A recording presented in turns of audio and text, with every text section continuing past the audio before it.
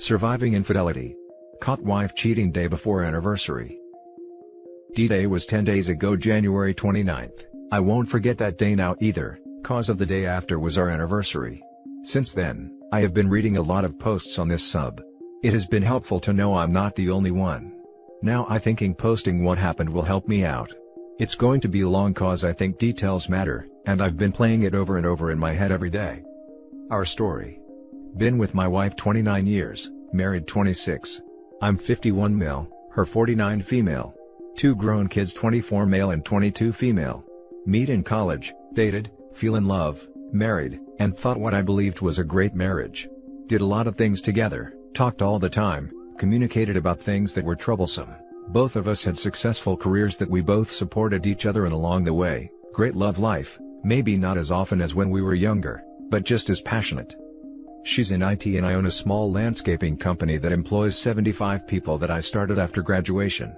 She's been working from home a lot since COVID, and we have been talking about my easing out of the day-to-day operations and her going part-time so we can spend more time together and travel, etc., now that the kids are established. Looking back, there were no red flags that I've read so much about. No weird texting, no guarding her phone, no clothing changes, no unusual behavior, no nights out with people from work. When she did go out, it was friends and family, and I always heard from someone the next day how I should have come, but I wanted her to go out without me, and I enjoying being by myself doing stuff in my shop. She always was home early. To say I was blindsided is an understatement. D-Day. The week before, I had booked a weekend at a romantic bed and breakfast owned by some friends. Our state is open. Winter Festival was that weekend. I leave work early to surprise her and tell her to pack a bag. We're going away for our anniversary. I pull my truck in the driveway and find a strange car there. Right away, I just knew. Don't know why, but I did. I'm hoping and praying I'm wrong, but my gut is telling I'm not. I sit there a while wondering what to do. Leave and talk to her later, leave and pretend I didn't see it. Not sure what to do. I'm shaking so bad I can't see straight. When I have something at work, I have to do that might be uncomfortable. I always tell myself, man up, get this over with. Suddenly, shaking stops and feel very calm, no idea how, because inside I'm a wreck. I sneak in the back door and my black lab is laying there with a sad face, like he knows, instead of jumping on me. Man, I love that dog. He stays as I quietly go up the stairs. When I get upstairs, I can hear what is going on in our bedroom. I get to the door and open it, and see her boss on top of my wife. I stand there for a second and yell out surprise. The crap show that followed would be laughable if it didn't hurt so much. He rolls off trying to get out of bed, but he gets tangled up in the sheets. My wife is screaming, "Oh my God, oh my God, oh my God, oh my God," and trying to cover up, but can't cause he's still tangled up. He finally gets out and starts looking for his clothes, only they're on the other side of the bed. This just hit me, in about the same spot where mine used to end up. Don't know why, but I beat him to them and grabbed them. My wife is crying "I'm so sorry," over and over. I back up to the door and stand there, and he's standing next to the bed naked. I grab the big easy chair out of the corner and pull it to the door and sit down. He asks for his clothes and I say no and toss him my wife's robe from the back of the door. He starts to walk towards me. Now, even though I'm 51, I'm in good shape. 6'3", 240. Years of going to the gym and working in landscaping have seen to that. I look at him and say, if you get any closer it's not going to end well for either of us. You'll be in the hospital and I'll be in jail, so why don't you just sit down? Wife is now sobbing into the pillow and he sits down. After an uncomfortable silence, he asks, "What now?" My reply is, "I have no idea." Wife is still crying a little but sits up. Finally, I pull out my phone and tell them that they are going to tell me everything while I record it all. They look at each and my wife asks, "What do I mean everything?" I say everything, how it started, how long this been going on, when, where, hotels, dinners, etc. Everything. My wife says this is the only time, to which I yell BS. There is no way you'd be comfortable enough to bring him to our bed if this hadn't been going on for some time. If you lie to me again. I'm walking out that door and finding a divorce lawyer. She starts crying again. So, for the next 10 to 15 minutes it all comes out, been going on for over 9 months. Started with him flirting with her etc. till he asked her to lunch and she went. A few drinks later they were at a hotel. She came home to me that night like nothing happened. She swears that it was killing her and she wanted to tell me but didn't know how. Again, I call BS, If it was killing you, it would not have been so easy to keep it going. They even went to a week-long convention for work that I used to go with her to. She told me company policy changed and spouses couldn't go anymore. I put my phone away and more silence. Then an idea hits me. I look through his clothes for his phone and ask him for passcode. He actually gives it to me, so I start going through his phone. I find some pictures of a woman I assume is his wife and ask her name. Carol. She's very pretty, but not as pretty as my Ashley, I tell him. More picture of kids, find out he has 3, and finally a family picture of all of them. I hold up the phone and say, a beautiful family, why did you throw it all away for a tumble with my wife? His reply, what do you mean throw it all away? Me. You really think Carol isn't going to find out? Him, how is she going to find out? Me, I'm going to call her right now. He stands up and says, no, you can't. My wife screams out, please, you can't do this to him. I lost it. Can't do this to him. You've destroyed me, our family, our friends, our future, and broken my heart, and you're worried about him. I'm shaking again, trying not to let her see cry, but I can't hold together anymore. I fall back in the chair and start sobbing. She tries to come over to me, but I look at her, say, stay the hell away from me.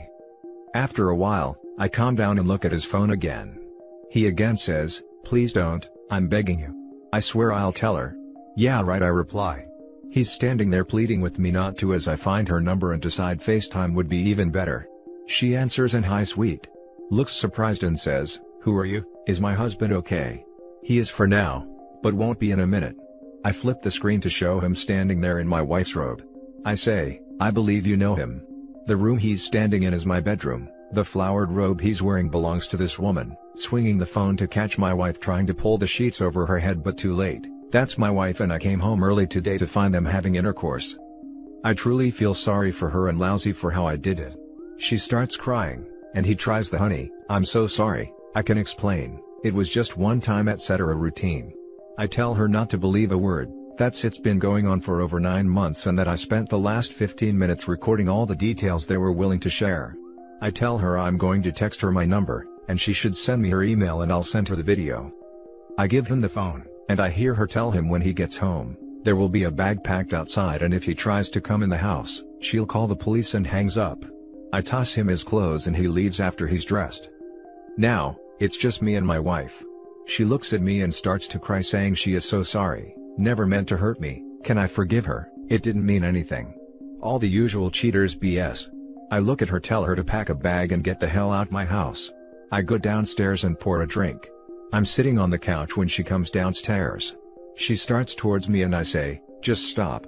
She asks if we talk about this and I tell her maybe, just maybe, but not now.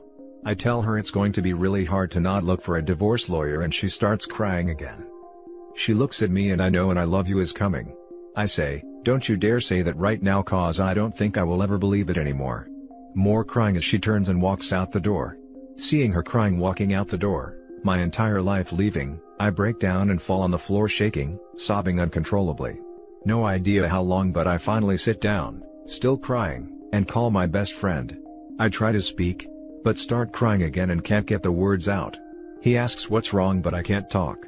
He asks if I'm at home and I kinda grunt yeah, and says he'll be right there. 30 minutes later he's in my house, I'm still crying. I give him my phone with the video up and he proceeds to watch. I can't bear to hear it and get us both a drink. He comes in the kitchen and takes me drink away and dumps them both, saying, this isn't going to help you. Tells me I can't stay here tonight alone and go upstairs and pack a bag. I come downstairs and he has my lab on a leash and we go to his house. That was 10 days ago and I still feel like absolute crap. I know this was long, thanks for reading this far. I will try to update later. Now for the top advice. Meet with a lawyer ASAP. Just to know what your options are.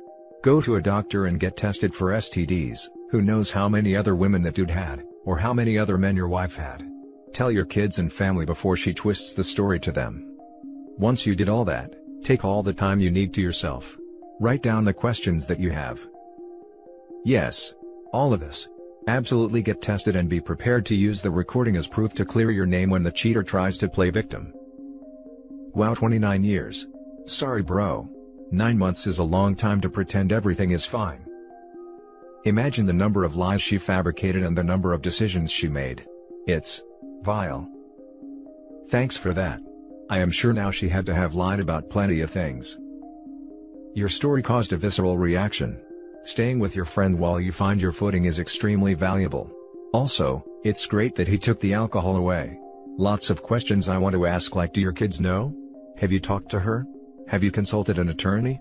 Since it seems so fresh, I'll just hold off until you're comfortable updating.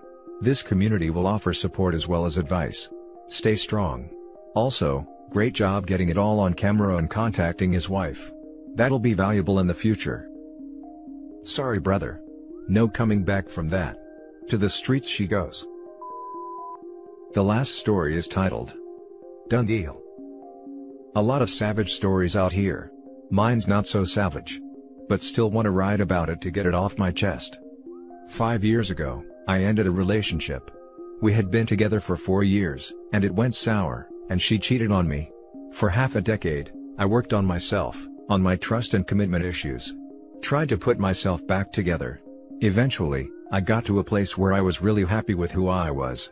I was ready to open my heart again. And then I, 27 male, met her, Kate, 26 female. She was amazing. Everything I'd ever wanted. Really everything anyone would want. I had got the girl every guy wanted. The problem was, every guy still wanted her, and she knew it, and loved it. I loved Kate with more passion and fierceness than anyone ever before. I threw myself into that relationship. Every bit of my heart and soul I poured into it. I committed to being the best I could for her. I was so ready to love someone, and she seemed like the perfect fit. Not perfect, she was flawed of course, but in a way that made it all the more real. She had flaws, but what does that matter when it comes to matters of the heart? We love what we love. Reason does not enter into it. In many ways, unwise love is the truest love. Anyone can love a thing because. That's as easy as putting a penny in your pocket. But to love something despite. To know the flaws and love them too. That is rare and pure, and perfect. One day, we were going down an escalator, and I saw a text from her, younger, slightly more amoral, sister pop up. Do you think Max XYZ is hot? I'm with Sam. 3 minutes later, she was in a foul mood. Foul. Sam, asked her what was wrong. She said nothing. Her sister can just be really mean sometimes. She didn't know I'd seen some of the conversation. The thing was, our relationship was built on good communication. When she didn't tell me something, I knew something was wrong. Later that night, I got insecure, and I checked her phone. The messages to her sister had been cleared, entirely. She was hiding something. I convinced myself she was protecting me. She was a good person. With a good heart. A kind heart. Someone worth loving, who would never hurt me. So, I didn't press it. Fast forward a few months, she comes to live with me, after doing a month-long distance. Something seemed off one day when she was writing in her journal. I asked her what she writes about, she declined to answer. We had a long conversation a few days later. Anything I need to know? Type conversations. Nothing. Again. My insecurity got the better of me, and I cracked, and I read the journal. For our whole relationship, it was littered with entries such as, woke up and daydreamed about Max. I know if I got the chance, I would cheat on Sam with Max. I will regret this, not exploring with Max. I want an honest chance with him. Sitting here, waiting for Max to text me. I don't have the energy to talk to Sam. Not only Max. I am thinking about intercourse with Sam, and wishing it could be with Wyatt. I will never accept that Wyatt and I will not hook up. Big weekend. Got drunk. Cheated on Sam with Wyatt. I confronted her about it. She said these were just fantasies. That the cheating was just texting. That it wasn't real. That I had violated the trust by reading her diary. I agreed, we had both messed up. Said I'd give her a second chance. That I understand that she might be having second thoughts, and that we all get swept away by our thoughts sometimes. In a way, I was pleased she was writing them down and casting them away. A lot of the entries were from long distance time. This was start of January. Enter start of February. She moves back to her place. My mother came to stay with me, could have been awkward. 5 days after moving out, about a month since the diary incident, a Friday, we go on a long walk. She discusses long-term futures with me. Sees us going the distance. How would I feel about raising children in this place? Who would she invite to the wedding? That night, she has a girls' night with her housemates. Gets drunk. No texts to me that night. Not even to say goodnight. I wake up several times in the night, worried. I'd seen this movie before. I check Wyatt's Instagram, she had liked his last photo that night. I went over there first thing. We spoke. She said she told her housemates everything about the diary, and just like the photo, not texted him or anything. We work it out, have intercourse, talk for 3 more hours, work through things, discuss kids, and other long-term futures again. Moving in together again, etc. She goes to the bathroom.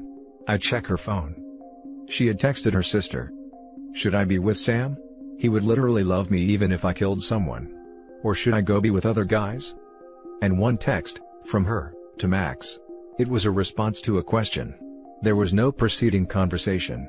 It had been deleted, but she had passed out before deleting this last text.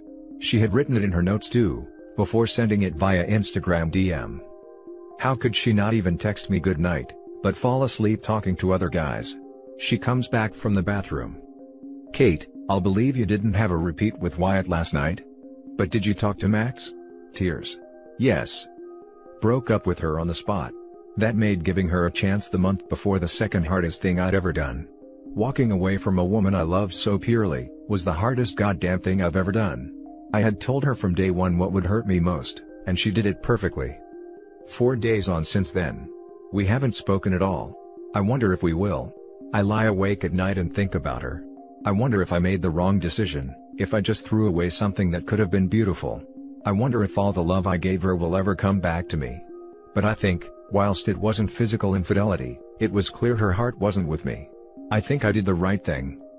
Thanks to all of you here for being inspiring. My story isn't half as bad as most of them, but it hurts all the same. I have doubts in myself now. Hope I see it through. Now for the top advice. You did the right thing.